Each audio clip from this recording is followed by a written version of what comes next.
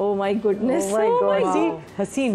I mean ये कहाँ से मिली वदिया तुम्हें? ये बस देखें ज़बरदस्त। ये मुझे ज़रा, मैं सामने इस टाइम के वाले से पूछूंगी भी कि ये कौन से टाइम है, ये बिल्कुल आप वो टाइम पे जो आप बिल्कुल शुरू में नहीं आई थी या फिर आगे जाके टाइम आया था? I mean look at you, माशाल्लाह माशाल्लाह माशाल्लाह, ज़बरदस्त। वाओ वाओ,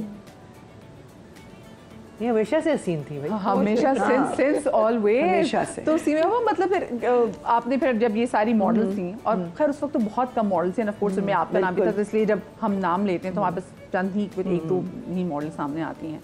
तो फिर उन्होंने चार्ज ज़्यादा किया तो आपने कहा कि चलो हम खुद ही कर लेते हैं, हम खुद कर लेते हैं। हाँ। तो इस तरह मेरा ये मॉडलिंग फील्ड में मैं एंटर हुई हूँ, और फिर मैंने हिना के साथ भी मॉडलिंग की है। हिना, बल्कि हिना ने आपको करवाई थी, याद है? एग्जैक्टली यार। I started doing a show, वो मेरा पहला शो था, मैं भी बाय डिफॉल्ट फंस गई थी उसमें, क्योंकि कॉन्सेप्चुलाइज कर दिया, शो डिजाइन कर दिया, अब उसकी होस्टिंग कौन करेगा? कौन करेगा? हाँ। क्योंकि वो तो किसी को समझ में ही नहीं आ रहा था शो। सो सीमा ताहिर, इनको मैं कहती हूँ ना, हमारी बहुत सारे लोगों की टीवी मॉम है वो, तो उन्होंने जबरदस्ती हमें बिठा दिया, और फिर एक हमने प्रोग्राम जो डिजाइन किया, हमने कहा उसके लिए तो ये परफेक्ट है। सो हमने कैलेंडर भी किया था, कैलेंडर भी किया था। I started basically putting things together, coordinating them, producing them. तो कैलेंडर की शूट भी की। फिर वही होता था ना कि जब प्रोड्यूस कर रहे हैं तो चलो खुद भी बीच में मॉडलिंग कर लो, थोड़ा बजट कम है। तो तुम्हारा वही सवाल है कि मैंने नहीं सोचा था कि मैं यहाँ तक आ जाऊँगी, ये फॉर फन सेक हुआ था सब कुछ। जब मुझे मैगजीन से ऑफर्स आनी शुरू हुई तो मैंने सोचा यार ये तो बहुत अच्छा काम है कि आप कपड़े भी अच्छे पहने, आप अच्छे भी लगें, आपको पैम्पर भी किया जा रहा है, आपका मेकअप भी बहुत अच्छा हो रहा है, और उसके पैसे भी मिल रहे हैं आपको। घर वाले मान गए? घर वाले मान गए थे? घर वाले इतना इजीली तो नहीं माने, बट मेरे जो मदर साइड के लोग थे उनको बहुत ऑब्जेक्शन था, बट इन लॉज में किसी ने ऑब्जेक्ट नहीं किया, इवन हस्बैंड ने भी नहीं किया। मतलब जब आपने मॉडलिंग शुरू की थी उस वक्त आपकी शादी? मेरा जो बेटा था उस वक्त 10 साल का था। रुक जाए, यानी कि ये जो तस्वीरें हम देख रहे हैं 10 years, मुस्तफा was 10 years, आप already Ali was I think 8 years old, yeah, जब मैंने स्टार्ट की थी मॉडलिंग। डबल मुबारक। मुझे लगा हो सकता है कि आपको आपके मियां ने किसी फैशन शो में देखा, उनको बहुत पसंद आई, लेकिन नहीं जी। अब तो बच्चे मुझसे इतने बड़े लगते हैं, मैं कहती हूँ खुदा के लिए कुछ वेट कम करना शुरू करो अपना, मुझसे बड़े लगने शुरू हो गए हो आप लोग। अच्छा, तो बच्चे से बड़ा एंजॉय करते होंगे जब वो देखते होंगे कि बच्चों ने कभी देखा ही नहीं ना करें? नहीं, वो इंटरेस्टेड ही नहीं, शो बिज़ लाइफ में कोई इंटरेस्टेड नहीं था, इवन हस्बैंड भी नहीं, बच्चे भी नहीं, कोई। बट जब बच्चों को स्कूल छोड़ने जाती होंगे तो वो उनके वो जो टीचर्स वगैरह तो बहुत नहीं, देखो उस वक्त जो मैगजीन का दौर था ना, सोशल मीडिया नहीं था और टीवी कमर्शियल्स थे, दैट्स इट। तो इतना आपको इस हालत में तो पहचान लेंगे, बट दूसरी हालत में लोग नहीं पहचानते थे। एक छोटा सा मैं तुम्हें एक किस्सा सुना दूं। मैं लाहौर जा रही थी फ्लाइट पर, मेरे साथ एक लड़की बैठी हुई थी, वो ऐसी बातें करना शुरू कर देते, कहती मेरी जो फेवरेट मॉडल है ना वो सीमी पाशा है। ठीक है, क्यों नहीं, वो ऐसी हैं, वो वैसी हैं, वो बहुत वर्सेटाइल हैं, वो हर मेकअप, हेयर डू, हर चीज़ बहुत अच्छी तरह से कैरी कर लेती हैं। मैंने कहा ओके।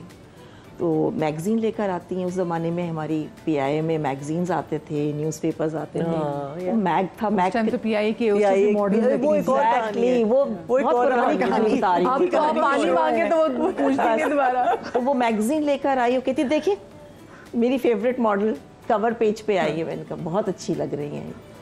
फिर मैंने जब मैं फ्लाइट से मैं निकल रही थी दरवाजे से, मैंने कहा आई एम सीमी पाशा, तो वही ऐसे थी, क्योंकि हम इस तरह पहले नहीं रहते थे, मेकअप के बगैर रहते थे। अब तो बहुत ज़्यादा ये ट्रेंड हो गया ना कि बाहर निकलें तो कोई तस्वीर ना खींच ले, कोई थोड़ा सा, हम तो अभी भी वैसे ही हैं, मुंह धो के निकल जाए। हाँ, मुंह धो के निकल जाए। तो वो इसलिए अच्छा, मेकअप भी, पर उसके बाद अब तो फिल्टर भी आ गया ना, मतलब अच्छा वाला मेकअप तो कर ही लिया, लेकिन उसके बाद अच्छा, अब तो पहचाने नहीं जाते लोग। बताए वो आती है, नई एक्ट्रेसेस आती हैं, उन्होंने पहले अपना पोर्टफोलियो भेजा हुआ होता है, वो आती हैं और वो वॉक इन करती हैं ऑडिशन के लिए, और आप कहते हो वेयर इज शी, मैं हूँ, and you are like okay, you know it's like every second person. अब क्या चेंज हुआ है कि अब आवाज से पहचान लेते हैं लोग। मास्क पहन के जाती हूँ बाहर, स्पेक्ट्स लगा कर जाती हूँ, तो कोई नहीं पहचानता, क्योंकि बुरे हाल में ही रहते हैं, जाहिर सी बात है, डे 1 से। तो आवाज से पहचान लेते हैं। हाँ, बिल्कुल, ये चेंज आया है। अच्छा, आप कैसे आए भाई? और मतलब डायरेक्शन में आपने नहीं सोचा कि नहीं मैं कैमरे के सामने ही रहूंगी तो बेहतर है, आपने कहा नहीं मुझे तो जब कैमरे के सामने मैं गई थी कॉलेज के उसमें, बट मुझे तो उसने नहीं, जिस दिन व्हेन आई वेंट तो फर्स्ट डे था, मैं हमेशा बताती हूँ ऊपर ज़हीर खान साहब होते थे, बजिया का प्ले था एंड पीटीवी का मॉनिटर्स लगे हुए थे। So actually and they took me there and they said कि वो लड़की बेचारी किसी को निकालना था कि वो जो कर रही है वो तुमने करना है। That was my audition and my shoot. So when I entered I fail in love with this field. I just went and I saw all those monitors and I saw Zahir Khan sitting there ordering everybody. मैंने कहा this is my thing. I want to order people. I want to tell them what to do, and I don't want to be on this other side of the screen. So I did a few plays and everything, and then I got into direction. And, you know, तो direction का लेकिन अपना ही वो एक मजा है। हाँ। फिर स्कॉलरशिप मिल गई थी, वी वेंट टू न्यूयॉर्क। जब आप एक दफा वो ट्रेन हो जाते हो ना, नाम ले मैं प्लीज आमिर साहब, लेकिन देखो अच्छे लोग भी जाते हैं और अच्छा काम भी करके आते हैं, और जो लोग मेहनत करके आते हैं न्यूयॉर्क मैं सुन रही हूँ, मुझे कल का मैसेज है। अच्छा ये आप लोग की कुछ पिक्चर्स भी हम शेयर करें, अगर आप लोग बता सकें ये है कहाँ की पिक्चर्स हैं, ये कौन से मौके की, पीछे मेहंदी वाला हाथ की बेटी की मेहंदी की है, और ये नाइला बहुत कमाल एक्ट्रेस थी है। ये अभी रिसेंट हमारी लास्ट वीक की है मिसबा सिमी के साथ। क्या बात है ना चिंगू, ये कितनी पुरानी दोस्ती माशाल्लाह से हमारी बहुत। हम तो शुरू में फैशन शोज किया करते थे भाई। Simi used to be our top model, super model. अच्छा पहले ना टाइम में मॉडल्स भी वो हिनाशी डिफरेंट थी, मतलब होता था आपकी एक हाइट होनी चाहिए। अब तो मैं बहुत सी मॉडल्स को देखती हूँ तो वो मुझे हो रहा था कि नहीं इनकी तो वैसे हाइट ही नहीं है, क्योंकि जैसे अगर मुझे हमेशा बचपन में कहते थे तुम्हारी हाइट कितनी अच्छी है, आप तो मॉडल बन सकती हो, तो मुझे था अच्छा मैं मॉडल बन सकती हूँ, मेरी हाइट अच्छी है। आई थिंक मतलब वो फर्क होता है, रैंप का अलग होता है, because I modelled but I am not ramp height and I definitely wasn't supposed to be.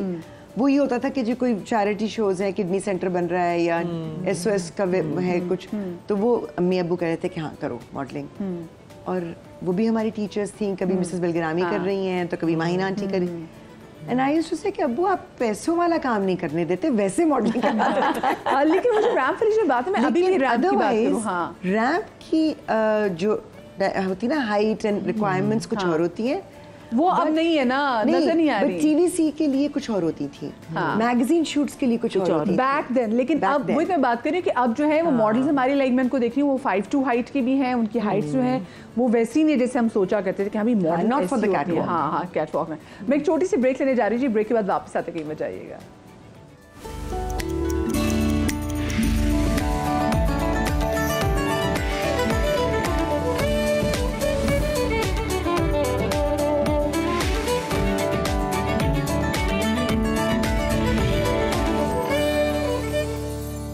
जी तो welcome back after the break. और हम हमेशा की तरह रोज़ की तरह वैसे कोई एक ख़ास वुमेंस डे नहीं होना चाहिए, every day should be a women's day, क्योंकि हमारे मुल्क में हमारे घरों में जो ख़वातीन जो किरदार अदा कर रही हैं उस पर बात करना बहुत ज़्यादा ज़रूरी है।